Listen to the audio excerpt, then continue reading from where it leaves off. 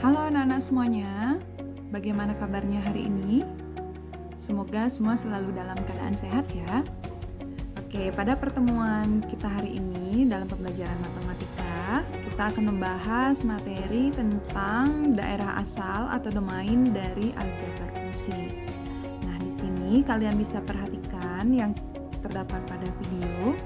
Yang pertama, itu ada daerah asal dari fungsi penjumlahan, yaitu f tambah gx. Nah, untuk mencari daerah asal dari fungsi penjumlahan, jadi rumusnya itu adalah domain fungsi f tambah g itu sama dengan domain f kita iriskan dengan domain g. Kemudian untuk daerah asal fungsi pengurangan, yaitu f kurang g, jadi rumusnya itu domain fungsi f kurang g itu adalah domain f kita iriskan dengan domain g. Kemudian yang ketiga, untuk operasi perkalian yaitu f kali g, maka rumusnya adalah domain f kali g yaitu sama dengan df atau domain f kita iriskan dengan domain g. Nah, di sini rumus pada penjumlahan, pengurangan, dan perkalian itu sama, ya, yaitu domain f kita iriskan dengan domain g. Nah, kemudian di sini ada perbedaan untuk yang pembagian. Daerah asal fungsi f dibagi g, itu rumusnya adalah domain f per g sama dengan domain f kita iriskan dengan domain g, kemudian kita iriskan lagi dengan gx, tidak boleh sama dengan 0. Nah, di sini nanti bisa jadi berubah menjadi fx ya. Jadi nanti tergantung dari penyebut dari persamaannya. Nah, di sini kan f per g, berarti yang sebagai penyebut itu adalah g. Jadi di sini gx tidak boleh sama dengan 0. Kalau misalkan fungsinya itu g per f, berarti f-nya sebagai penyebut. Jadi nanti di sini kalian ganti dengan fx tidak boleh sama dengan 0. Jadi intinya untuk pembagian rumusnya domain f kita iriskan dengan domain g, kemudian kita iriskan kembali dengan penyebut tidak boleh sama dengan 0. Oke, supaya lebih paham tentang materi ini, kita langsung saja ke contoh soalnya. Yang pertama diketahui fungsi fx yaitu 2x tambah 5 dan fungsi gx yaitu x kuadrat kurang 3x tambah 6. Tentukan daerah asal fungsi f tambah gx. Nah, pada rumus yang tadi yang berikan, untuk penjumlahan, rumusnya itu adalah domain fungsi f tambah g itu sama dengan domain f kita iriskan dengan domain g. Nah, jadi sebelum kita mencari daerah asal dari fungsi penjumlahannya, kita cari terlebih dahulu domain dari masing-masing fungsi. Jadi kita cari domain dari fungsi f, kemudian kita cari domain fungsi g. Nah, untuk domain fungsi f, kalau kita perhatikan fungsi f ini adalah 2x tambah 5. Nah, fungsi f ini merupakan fungsi linier, yang mana fungsi linier itu nanti grafiknya berbentuk garis lurus. Ya, nah karena dia merupakan fungsi linier, jadi domain fungsi f itu jadinya x, di mana x elemen bilangan real. Jadi sembarang bilangan real bisa kita gunakan sebagai pengganti huruf x nantinya. Ya, karena dia fungsi linier berarti domainnya x elemen bilangan real. Nah, kemudian untuk domain fungsi g, kalau kita perhatikan fungsi gx ini merupakan fungsi kuadrat. Ya, apabila dia merupakan fungsi kuadrat berarti grafiknya nanti berupa parabola yang sudah kita bahas pada bab sebelumnya. Nah, karena dia merupakan fungsi kuadrat, jadi domain fungsi g-nya ini juga merupakan x elemen bilangan real. Jadi sembarang nilai x bisa kita gunakan. Nah, karena domain fungsi f x elemen bilangan real, kemudian domain fungsi g juga x elemen bilangan real, jadi domain dari fungsi f tambah g itu kan rumusnya df irisan dg. Nah, karena dia sama, apabila kita iriskan, berarti hasilnya juga sama. Jadi domain fungsi f tambah g itu adalah x, di mana x elemen bilangan real. Nah, jadi ini untuk contoh yang pertama.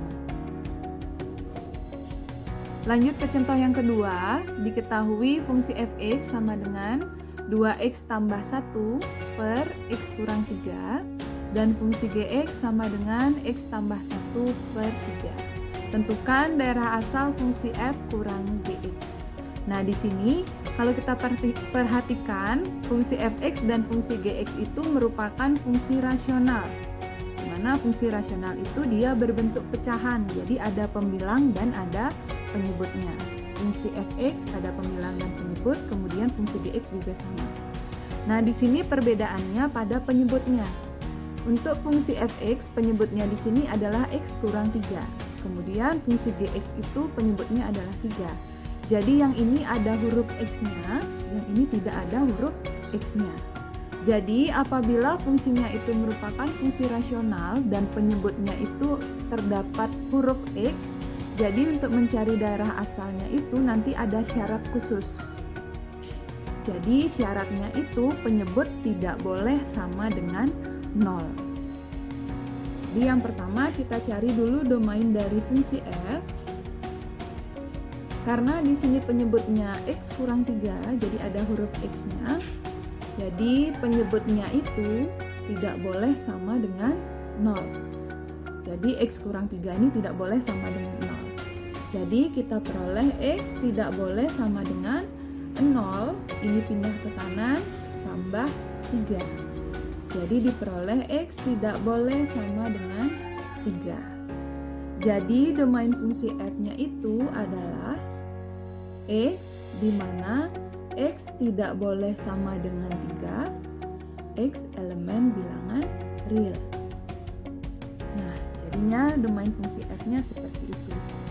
Nah, kemudian untuk mencari domain fungsi g, karena di sini penyebutnya itu tidak ada huruf x-nya, jadi kita tidak perlu mencari syarat seperti ini. Jadi untuk fungsi gx, domainnya itu adalah x, di mana x elemen bilangan real. Jadi tidak ada syarat seperti fungsi fx yang tadi. Nah, jadi sekarang tinggal kita tentukan daerah asal dari fungsi pengurangannya, yaitu domain dari f kurang g.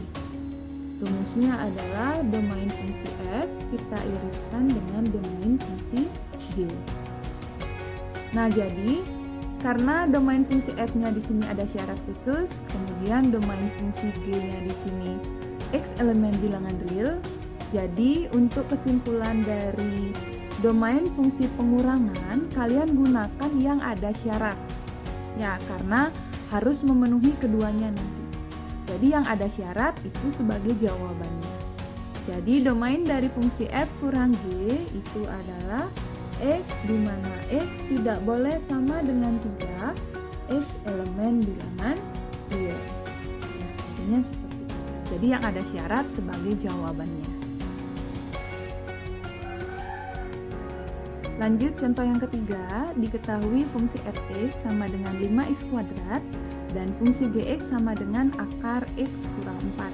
Tentukan daerah asal fungsi f kali gx. Nah, rumus untuk daerah asal fungsi perkalian yaitu f kali g, itu rumusnya sama dengan penjumlahan dan pengurangan yang tadi ya, yaitu df kita iriskan dengan dg. Yang pertama kita cari dulu domain dari fungsi f atau df. Kita perhatikan dulu fungsi fx-nya di sini. Nah, fungsi fx ini merupakan fungsi kuadrat. Ya, karena dia fungsi kuadrat sama seperti contoh yang nomor 1 tadi. Jadi domainnya itu adalah x, di mana x merupakan elemen bilangan real. Nah, kemudian untuk domain fungsi g, fungsi gx-nya di sini dia berupa akar. Nah, apabila fungsinya berupa akar seperti ini, jadi ada syarat khususnya. Jadi, yang berada di dalam akar ini hasilnya itu harus lebih dari sama dengan 0. Nah, yang di dalam akar ini adalah x kurang 4.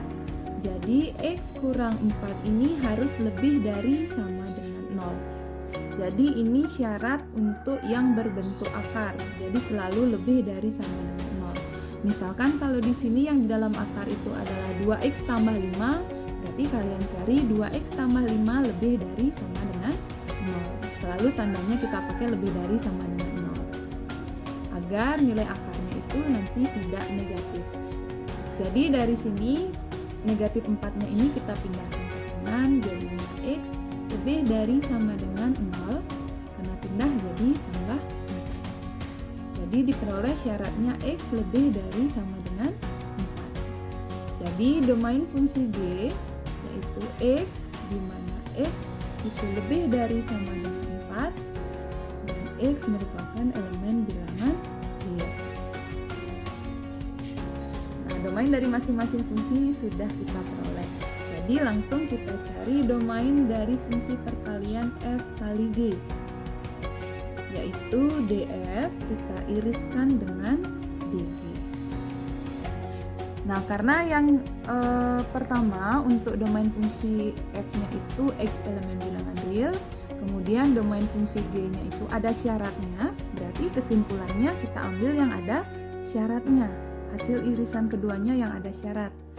Jadi jawabannya X, di mana X lebih dari sama dengan 4, X merupakan elemen bilangan real.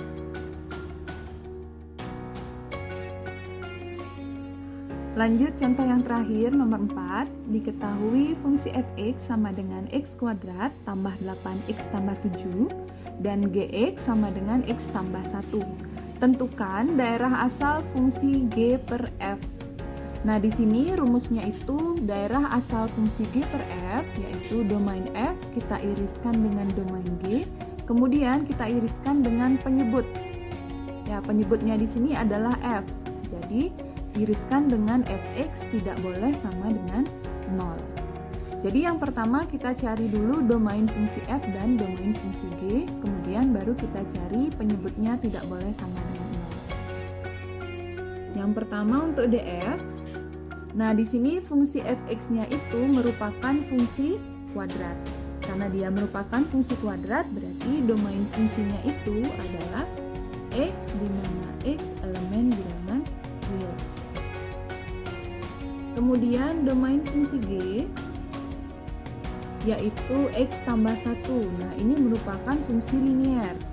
Jadi karena dia fungsi linier, berarti domainnya itu adalah x, di mana x elemen bilangan real. Kemudian kita cari lagi satu syaratnya. Di sini fx tidak boleh sama dengan 0. Fx tidak boleh sama dengan 0 karena fx sebagai penyebut di sini ya. Jadi penyebutnya tidak boleh sama dengan 0. Nah, kemudian fx-nya itu adalah x kuadrat tambah 8x tambah 7. Jadi kalian tulis di bawahnya x kuadrat tambah 8x tambah 7 ini tidak boleh sama dengan 0. Jadi untuk mencari nilai x-nya di sini kita perlu pemfaktoran. Nah, yang sudah kita pelajari pada bab sebelumnya. Jadi kita cari akar-akarnya atau nilai x-nya. Jadi di sini hasil kalinya itu 7, kemudian hasil jumlahnya 8. Hasil jumlahnya 8. Nah, jadi angka berapa yang bisa kita pakai supaya hasil kalinya 7 dan hasil jumlahnya 8? Nah, di sini kalian bisa gunakan 7 kali 1 ya. 7 kali 1 hasilnya 7, kemudian 7 tambah 1 hasilnya 8. Karena di sini x kuadrat berarti x kali x, kemudian masukkan positif 7 dan positif 1-nya. Yuk, positif 1. Nah, dari sini kita peroleh x tambah 7 ini tidak boleh sama dengan 0. Jadi x tidak boleh sama dengan min 7. Ini pindah jadi min. Kemudian yang ini kita peroleh x tambah 1 tidak boleh sama dengan 0. Jadi x tidak boleh sama dengan negatif 1. Oke, karena ketiganya sudah kita dapatkan, yaitu domain fungsi f, domain fungsi g, dan penyebutnya tidak boleh sama dengan 0. Jadi kita dapatkan domain dari fungsi G per F itu sama dengan domain F, yaitu ini, X di mana X elemen bilangan real. Kemudian kita iriskan dengan domain fungsi G, yaitu X di mana X elemen bilangan real. Kemudian kita iriskan kembali dengan penyebutnya tidak boleh sama dengan 0. Nah, tadi kita peroleh X di mana syaratnya tadi kita peroleh X tidak boleh sama dengan negatif 7, X tidak boleh sama dengan negatif 1. Nah, dari ketiganya ini 1, 2, 3, hasil irisannya itu berarti yang ada syaratnya. Ya, yang ini. X tidak boleh sama dengan min 7 dan X tidak boleh sama dengan min 1. Tapi nanti di belakangnya kita tambahkan X elemen bilangan real. Karena nanti X yang kita gunakan di sini adalah bilangan real. Sehingga penulisannya menjadi X di mana X tidak boleh sama dengan min 7, X tidak boleh sama dengan min 1, X elemen bilangan real. Nah, jadi penulisannya seperti itu. Oke, sekian dulu untuk pembelajaran hari ini. Miss mohon maaf apabila ada kesalahan kata dalam penyampaian. Semoga apa yang sudah Miss jelaskan pada video ini dapat kalian pahami dengan baik ya. Tetap semangat belajarnya anak-anak, walaupun kita pembelajarannya masih secara daring. Sampai jumpa pada pertemuan selanjutnya. Terima kasih.